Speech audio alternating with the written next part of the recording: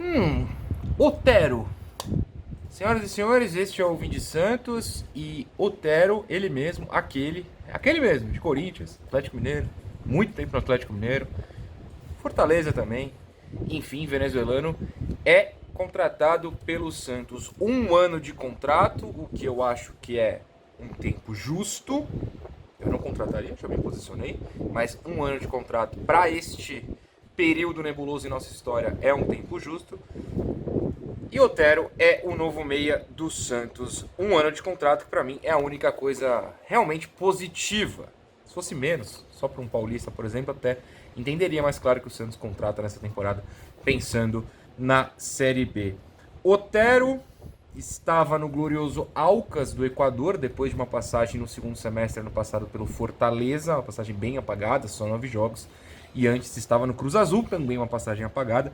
E antes estava no Corinthians, ninguém sente saudade. E antes estava na segunda parte, né, da sua passagem pelo Atlético Mineiro, também não muito positiva.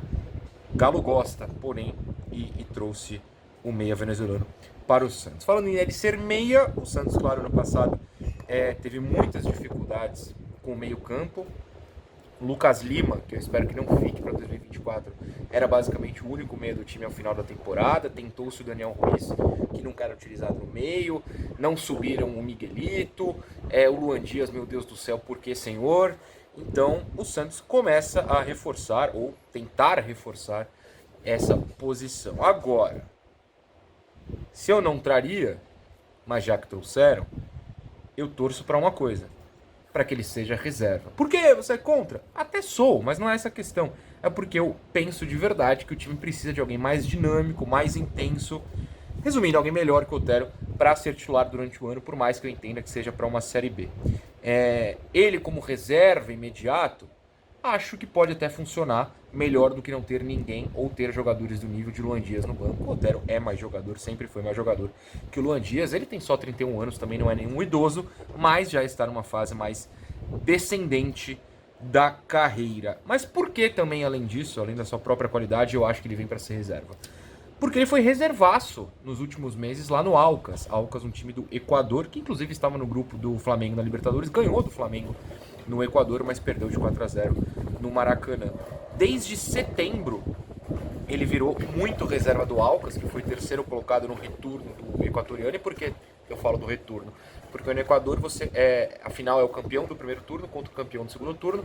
No primeiro deu Del Valle, o Aucas foi quinto. No segundo deu LDU, o Aucas foi terceiro. A LDU ganhou os pênaltis do Del Valle, foi agora, foi recentemente. E a arrancada do Aucas para ser terceiro colocado foi na sequência final de 7 jogos em que o Otero virou reserva. Pode ser uma coincidência, mas o fato é que o time venceu 5 vezes e empatou 2 nessa sequência de 7, que foi exatamente quando ele virou reserva.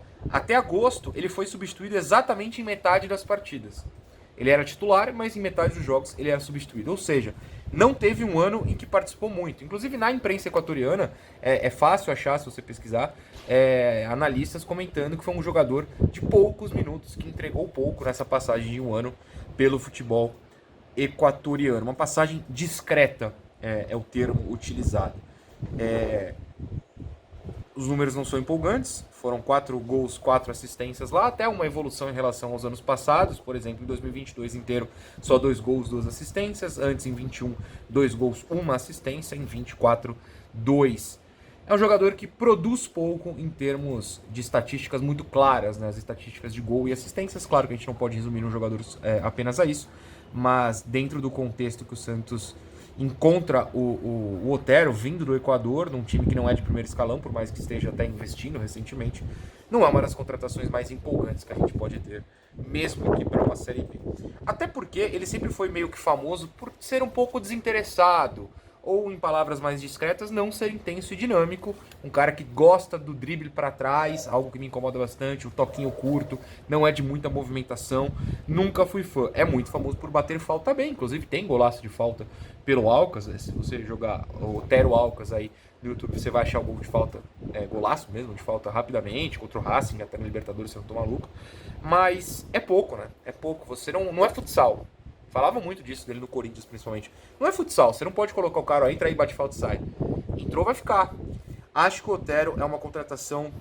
Por mais que eu entenda que a gente está se adaptando a uma nova realidade para essa Série B, eu realmente não me empolgo nem pro nível Série B. Mas enfim, é o que está acontecendo, é o Otero que está chegando aí.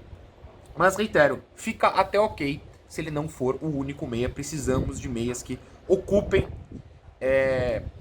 essa ligação entre os volantes e o ataque, né? O Santos sofreu muito esse ano.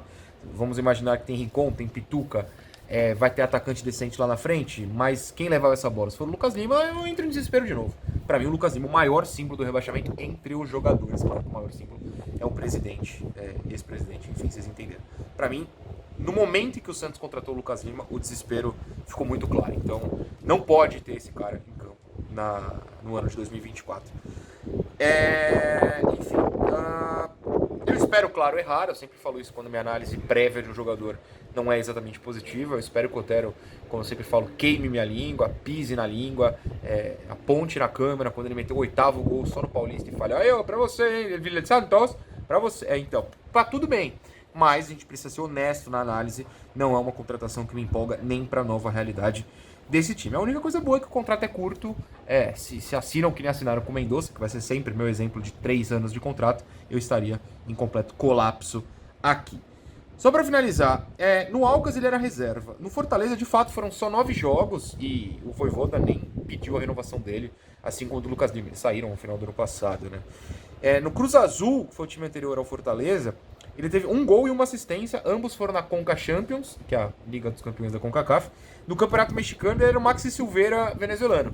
0. Ele não produziu nada. O Maxi Silveira, porque no mexicano ele realmente não fez nada. Tá? Antes que vocês falem que eu esqueci o gol contra o Inter, que em outro vídeo eu esqueci, não é isso. É que no mexicano realmente era 0-0-0-0. E na seleção venezuelana, ele até tem sido convocado. Quando ele estava no Fortaleza, parou de ser, mas voltou esse ano jogando pelo Alcas. Esteve até nas eliminatórias recentes, não é relacionado todo o jogo, mas está ali no pacote de convocação. No penúltimo jogo, se não me engano, contra o Equador mesmo, ele entrou em campo, contra o Peru já nem ficou no banco, mas tá lá, tá convocado. Não é nível, em termos de seleção, do Rincon, não é do Soteldo, mas se tá jogando, ele comparece ali na seleção. Também não é um bagre que nem na seleção venezuelana aparece, tipo o Mendonça, que jamais vai aparecer na colombiana. Mas enfim, gostei? Não. Me dá esperanças? Também não. Mas é o que tem pra Série B?